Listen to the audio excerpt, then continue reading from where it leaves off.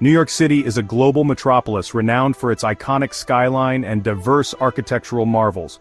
From the early Dutch settlements to the soaring skyscrapers of today, the city's buildings reflect its rich history, cultural dynamism, and constant evolution. This essay explores the fascinating journey of New York's architecture, highlighting key periods, styles, and influential figures that have shaped its urban fabric. New York's architectural tapestry is a testament to the city's spirit of innovation, ambition, and its ability to constantly reinvent itself. Each era has left its mark, creating a captivating blend of old and new, grand and functional, that continues to inspire and captivate visitors from around the world. Through its iconic structures, New York tells a story of progress, resilience, and the enduring power of human creativity.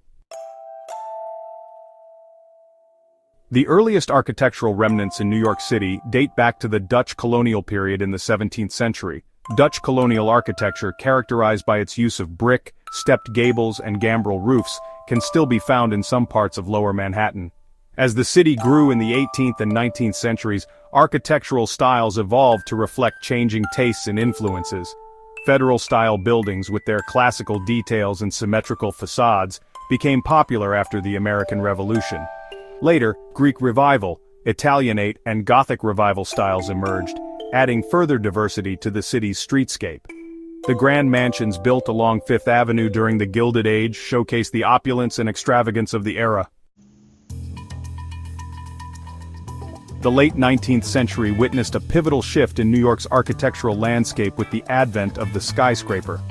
Made possible by advancements in steel frame construction and the invention of the elevator, skyscrapers allowed for unprecedented height and density, transforming the city's skyline forever. The Flatiron building, completed in 1902, was one of the city's first skyscrapers and quickly became an iconic landmark. Its triangular shape, made possible by the steel frame structure, maximized space on a narrow lot and demonstrated the possibilities of this new building technology. The skyscraper boom that followed ushered in a new era of architectural innovation and urban development, forever changing the face of New York City. The 1920s and 1930s witnessed the rise of Art Deco, a style that celebrated the glamour and dynamism of the Machine Age. Art Deco buildings featured stylized geometric patterns, bold vertical lines, and opulent materials like chrome, glass, and terracotta. New York City became a global center for Art Deco architecture, with iconic examples like the Empire State Building and the Chrysler Building gracing its skyline. The Empire State Building, completed in 1931, held the title of the world's tallest building for over 40 years. Its soaring height, stepped setbacks, and gleaming stainless steel spire epitomized the ambition and optimism of the era. The Chrysler Building, completed in 1930, captivated the public with its distinctive Art Deco ornamentation, including its famous eagle gargoyles and sunburst crown. These buildings became symbols of New York City's resilience and its ability to reach for new heights. Section 5, Mid-Century Modernism, Embracing Functionality and Form. After World War II, New York City embraced the principles of modernism, a style that emphasized functionality, simplicity, and the use of new materials like glass, steel, and reinforced concrete. Modernist buildings were characterized by clean lines, open floor plans, and a rejection of unnecessary ornamentation. The Seagram Building, designed by Mies van der Rohe and completed in 1958, is a masterpiece of international-style modernism. Its sleek bronze and glass facade, minimalist design, and innovative use of public space set a new standard for corporate architecture. The United Nations headquarters, completed in 1951, is another iconic example of modernist architecture in New York City. Its design, a collaboration between international architects, symbolizes global cooperation and a hopeful vision for the future. Section 6. Postmodern Expressions, a Break from Tradition. In the 1970s and 1980s, postmodernism emerged as a reaction against the perceived sterility and uniformity of modernism. Postmodern architects rejected the strict rules of modernism, embracing playful forms, historical references, and a mix of styles and materials. The Atanditi Building, now the Sony Building, designed by Philip Johnson and completed in 1984, is a prominent example of postmodern architecture in New York City. Its distinctive Chippendale-style pediment atop a skyscraper form challenged traditional notions of architectural style and sparked both praise and controversy. Postmodernism brought a renewed sense of energy and experimentation to the city's architectural scene, paving the way for the diverse styles that define contemporary architecture. Section 7. A global hub: contemporary architecture in New York. In the late 20th and early 21st centuries, New York City continued to attract world-renowned architects who have reshaped the city's skyline with innovative and striking designs. Contemporary architecture in New York is characterized by its diversity, sustainability, and technological advancements. The Oculus at the World Trade Center Transportation Hub, designed by Santiago Calatrava, is a stunning example of contemporary architecture.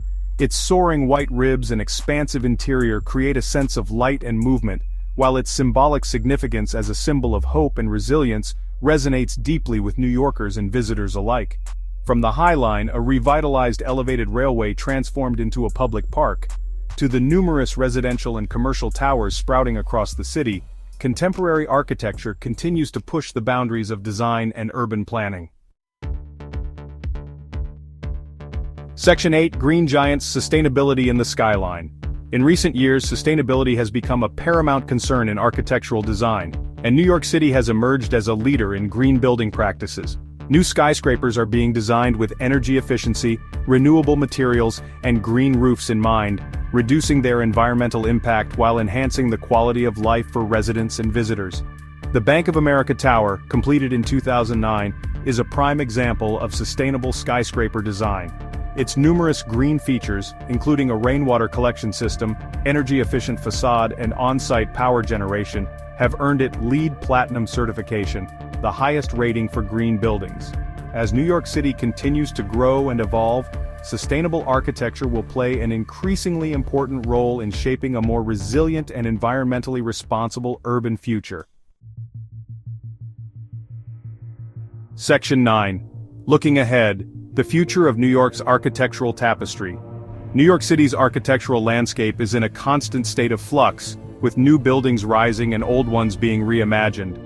The city's future architecture will undoubtedly be shaped by factors such as technological advancements, climate change, and evolving social and cultural trends.